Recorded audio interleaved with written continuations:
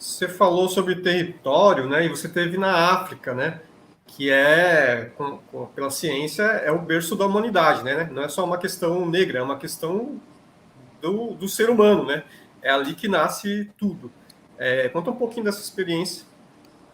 Cara, essa experiência em Guiné-Bissau foi muito por conta dessa palavra que você falou, do território.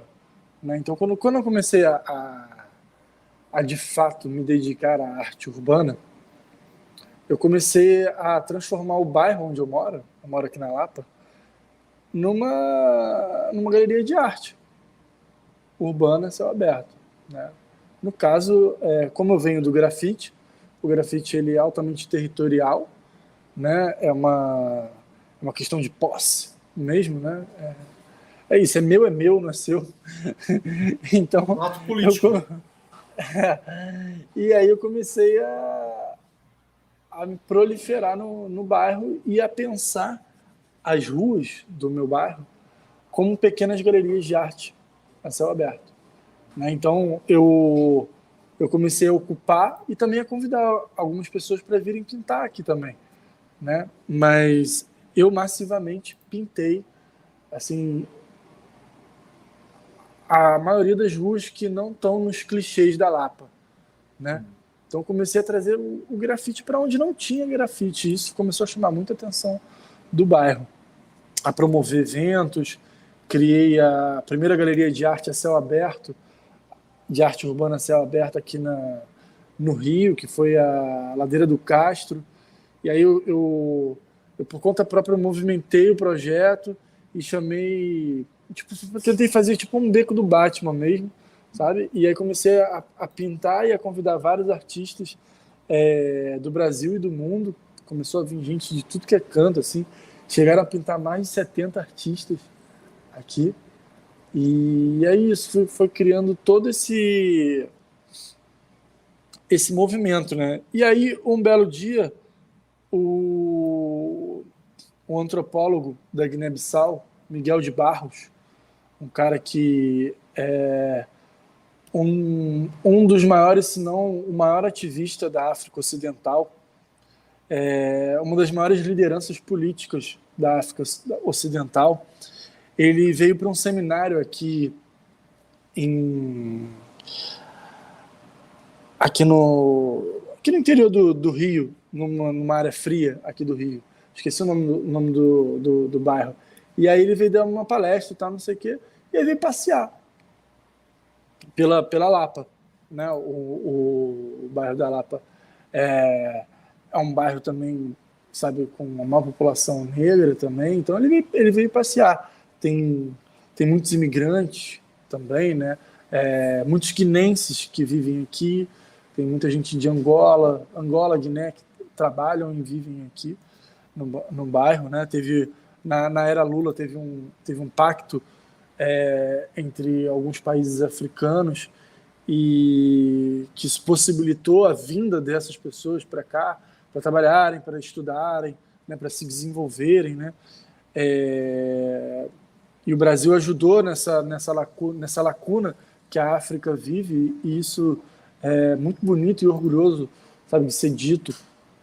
Né? Então a era Lula foi uma era muito positiva nesse quesito.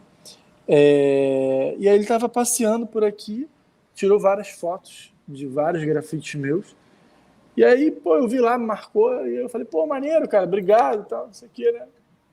Assim, uma coisa que eu sempre gostei, se tratar bem as pessoas, diferente de quem elas são, né, ou não. Eu nem imaginava quem era o Miguel de Barros. E aí ele falou, pô, cara, vamos tomar um café. Aí me chamou para tomar um café. Isso foi em 2018, início de 2018. Aí sentei para tomar um café com ele. Aí ele falou, cara, eu queria te levar para Guiné-Bissau. A Guiné-Bissau não tem arte urbana. E eu queria que você fosse para lá. Você tem um trabalho muito significativo para mim, para a gente, uma qualidade técnica, um conceito, tudo mais. E eu falei, pô, cara, jura? Aí ele, pô, juro e tal, não sei o quê. Aí foi isso, cara. Ele foi embora, né? Nesse momento ele foi embora. Fiquei esperando esse convite. né, esse convite foi passando o tempo, não aconteceu.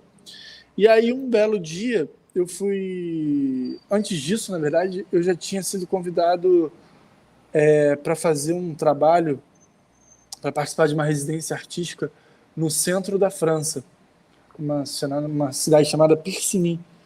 E aí, para pintar dentro de um castelo. Né? Tem um castelo, tem umas áreas. E aí, era para falar sobre política também, né? Meu trabalho é um trabalho político, né? Então isso foi muito legal de ir para lá. E aí eu fui convidado para fazer esse mural lá. Eu fiz esse mural, que é o mural do Bolsonaro com uma serra elétrica na mão. Né? Foi na época das queimadas da Amazônia. Ele estava sendo altamente negligente de como ele ainda é. Tem o Trump também, né? Esse mesmo mural, né? Tem o Trump, tem tem outros o Trump. ditadores. Exatamente, é o bloco bélico que eu chamo. Né? Então eu coloco 4 ditadores, né? Que é começa o Bolsonaro, e aí o Bolsonaro com uma corrente coleira no Trump, né? Puxando ele. Depois tem o Kim, né? Com uma coroa de louco. E depois tem o Maduro lá na outra ponta, né? E aí eu fiz esse bloco. Aí quando eu estava nessa residência, eu recebi a ligação do Miguel. Isso 7, 8 meses depois de ter falado comigo. Nem lembrava. E o cara foi ligar para você na França, né? Nem no Brasil você não estava, né? Aí ele me ligou e aí ele falou, pô, Cazé, tudo bem? Isso aqui. Eu falei, pô, tudo. A gente estava sempre, né, se acompanhando ali nas redes sociais. Tá? Aí ele falou, pô, cara, eu queria que você viesse mesmo. E eu consegui que você visse. A Secretaria de Cultura da Guiné-Bissau vai te fazer o convite oficial. E para você vir para cá no mês da independência. Mês da independência da Guiné-Bissau. Eu fui para lá em... Pô, agora me deu um branco. Não sei se foi outubro ou se foi novembro. Na postagem talvez diga a data. E aí fui no mês da independência. Ele me mandou o convite, eu estava lá na França. E aí ele falou, não, cara, fica esperando aí que eu vou te mandar a passagem. Só que aí, quando eu voltei da França, eu fiquei esperando e eles não mandavam. E aí ele falou, não, próxima semana vai. Cara, um belo dia ele falou assim, eu comprei, você viaja amanhã. E aí eu me piquei para Guiné-Bissau de um dia para o outro. Só que, pô, meu filho estava com 7 meses de vida. Eu tenho um filho pequeno, e meu filho estava com 7 meses de vida. E aí eu falei, caraca, cara, e agora? Aí, pá, minha mulher já estava sabendo de tudo, né? Que a gente já estava meio que naquela expectativa, né? Uma hora ia acontecer. E aí é isso. Me piquei para Guiné-Bissau, cara. Eu ia ficar menos de 2 semanas, fiquei 3 semanas. Foi a experiência mais louca da minha vida, porque é isso, assim, infelizmente não tem tanta infraestrutura, assim, é praticamente zero, né? Então você chegar lá, quando você chega lá, né, na verdade, você se depara com várias lacunas, né? Então é isso, eu cheguei lá, não estava com... Ele não teve uma comunicação efetiva porque é um país que vive uma guerra política ainda. Né? Eu fui pintar o Amílcar Cabral, que é o pai da independência deles. Né? Então, o Amílcar Cabral foi um dos guerrilheiros, dos líderes guerrilheiros na tomada da Guiné-Bissau na década de 70 para a nova independência deles, né? Tirar o poder dos colonizadores, que eram os portugueses ali, né? Que dividiram o país em colônias portuguesas, espanholas, né, e francesas. E o Amílcar Cabral conseguiu, nessa luta com vários outros guerrilheiros, a independência do país, com arma em punho, novamente. Né? E aí, cara, fui chamado para pintar o pai da independência sabe? Louco. Um dos países mais importantes, né, do continente africano, que é a Guiné-Bissau. E assim, me vindo uma responsabilidade absurda, né? E aí eu cheguei, problema de visto, não tinha visto, enfim, aí consegui o visto. E essa guerra política, ela também me afetou, porque entre eles lá, eles bagunçaram a minha chegada. Olha que louco isso. Sacou? Eles sabiam o que eu ia fazer, só que pessoas contrárias ao governo daquele momento começaram a burlar. Porque eles não queriam, uma parte não queria o retrato do Amílcar Cabral. Sacou? E aí, cara, eu fiquei no meio de uma guerra. Uma guerra política, digamos assim. Eu fiquei me colocaram no hotel errado. Aí fiquei num hotel completamente louco. E aí 2 dias depois me colocaram no hotel certo. E aí eu fui. Aí, pô, comecei o material não veio. E aí um dos meus assistentes lá tinha um pincel desse tamanho. Se você ver as fotos da Guiné-Bissau, eu mostro o pincel que eu pintei o muro todo. E aí ele me emprestou um pincel, porque eu só usava spray. E esse mural do Amílcar Cabral foi o primeiro mural que eu fiz no tracinho com pincel, porque eu tive que me adaptar para o momento. Qual que é o tamanho do mural? Cara, o muro tem, assim, acho que pelo menos 20 metros de altura, talvez por uns 15 de largura, mais ou menos. Ou 10 de largura, talvez 10 de largura por 20. E eles falam crioulo lá, né? A maioria fala crioulo, né? E o crioulo é uma mistura de todas as línguas, né? Dos dialetos africanos, dos dialetos das etnias da Guiné-Bissau ali, misturado com o dialeto do colonizador. E aí nasce o crioulo, né? Então, cara, não sei falar crioulo. E aí ficava um tradutor e a plataforma que eu usei, né, o bracinho mecânico que eu usei, ele estava enguiçado no topo, né? E aí só o condutor podia mexer de baixo. Só que o condutor ele não falava português, ele só falava crioulo. E aí eu tinha... Que pariu, cara. Cara, eu tinha que gritar assim, a 20 metros de altura para o meu assistente, que sabia falar português. E aí, para ele explicar para o cara em crioulo que eu tinha que ir para a direita um pouquinho mais para o alto. Nossa, tipo cara. isso. E aí, sabe, eu tenho uma noção. E aí eu fiquei no país 3 semanas, né? E aí a primeira semana eu fiquei esperando o material chegar. O material não chegava. A pintura atrasou. Aí a máquina não chegava. Cara, eu fui pintar assim 10 dias depois do dia que eu cheguei. E eu ficava Imagina lá. a ansiedade, né?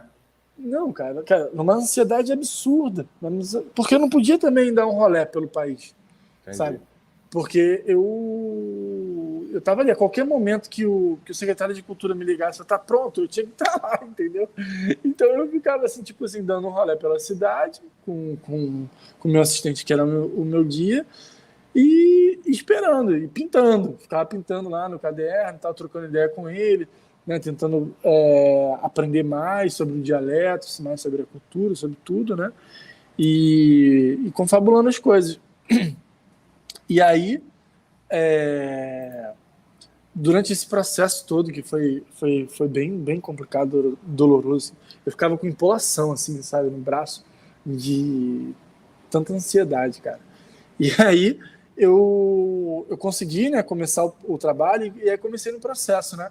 Eu fiz esse mural todo a olho nu, né? Então, na época, eu não usava as técnicas que eu uso hoje em dia, que é aquela de de marcação ou quadricular ou a projeção, né? Aquelas marcações aleatórias, ou quadricular ou a projeção. Eu tive que fazer esse mural todo no olho, né? Então, o que eu fiz? Eu pintei ele de azul primeiro, né? Numa espécie de marcação, né? Então, eu fui fazendo o esboço dele no pincel e eu fui construindo a massa do rosto dele visual ali a olho. Então, desenhava, descia, olhava, falava, mexendo no nariz, voltava, não sei o quê. Quando eu vi que ele azul estava pronto, eu comecei a pintar ele por cima. Aí nesse aí eu misturei o processo de desenho e pintura ao mesmo tempo, entendeu? E aí eu fui, quando eu vi que estava pronto, comecei a pintar. Só que, cara, o país inteiro, ele veio para cima de mim. Porque o país inteiro achou que eu ia deixar o cara azul, o maior ídolo da vida deles. Então, meu irmão, todo dia eu andava na rua e falava, e aí, você vai deixar ele azul? As pessoas não davam um bom dia, cara, elas vinham pra cima de mim. Você vai deixar o Amilcar Cabral azul? Você vai deixar o Amilcar Cabral azul? E não sei o que. Cara, vinha gente assim, vinham pessoas de alto escalão do governo e pessoas aleatórias, assim, gente de tudo que é canto na cidade, vinha falar comigo, cara, você vai deixar o maluco azul? Não, você vai deixar o... E aí eu começava a pintar. Não, mas você vai deixar ele pela metade. Cara, eles só sossegaram e só me deixaram. É tipo a overdose do que tem aqui, né? Porque aqui tem, só que é isso, lá foi tipo overdose, né, mano? Porque aqui também tem essa, né? Mas vai ficar assim? Mas, né, aqui tem, só que é bem menor, né? Aí, lá, tipo, exatamente, cara. E assim, foram 9 dias, irmão, assim. Cara, foram 9 dias do país inteiro em cima de mim, assim, tipo, meu irmão, se você não fizer uma parada maneira aí, você não volta vivo daqui. E realmente teve, assim, eu sofri... Teve um dia, cara, que eu tava pintando, eu tava assim numa altura mais ou menos de 3, 4 metros, começou uma briga de torcida, de quadra de futebol, né? Lá o futebol barrista é muito forte. E aí começou uma briga de torcida, cara, e assim, o país ele tá em guerra política até hoje, né, desde que eu saí de lá. E eu pensei que o país estivesse entrando em guerra naquele momento. Nossa. Porque, meu irmão, os caras começaram a cair na porrada de verdade, a vir para o bairro onde eu tava. A torcida, né, a outra torcida veio para o bairro onde eu tava. E eu tava no alto, assim, eu comecei a ver tudo, sacou? Eu vi ele chegando. Meu irmão, era para mais de 40 pessoas, com um pedaço de pau, garrafa, pedra. Começaram a apedrejar e a quebrar o bairro inteiro, bro. E eu a 4 metros de altura. Nas fotos, eu acho até que eu mostro. Eu só vi as pedras voando, cara.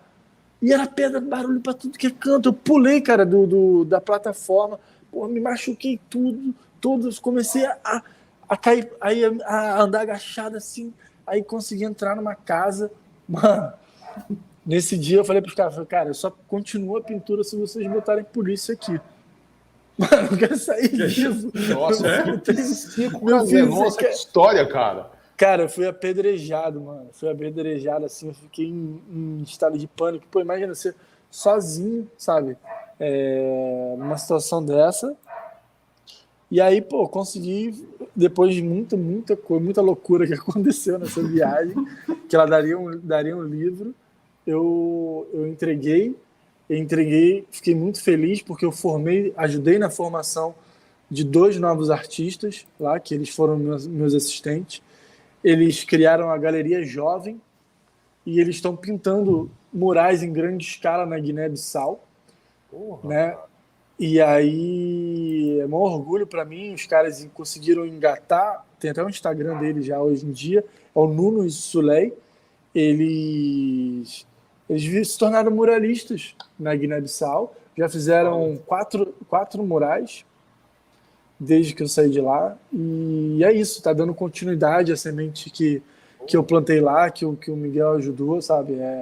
Me emociona, fico arrepiado, é uma coisa de louco, assim. Foi uma das viagens se não a viagem mais importante da minha vida.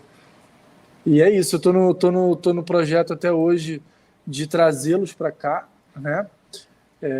Tô nessa busca, já consegui aprovar um edital para fazer uma ligação Brasil-Guiné-Bissau e para trazer eles para pintarem um prédio aqui. E é isso, agora só preciso captar. Eu já provei, mas tô agora precisando Vamos lá. captar. Mas a gente vai chegar lá, estamos engatinhando. Salve, salve, rapa! Gostou desse corte? Então se inscreve no canal para não perder nenhuma novidade. Ativa o sininho e espalha para rapa. Assim você ajuda o canal a manter esse espaço para trocar ideias sobre grafite, arte e cultura de rua. É nóis!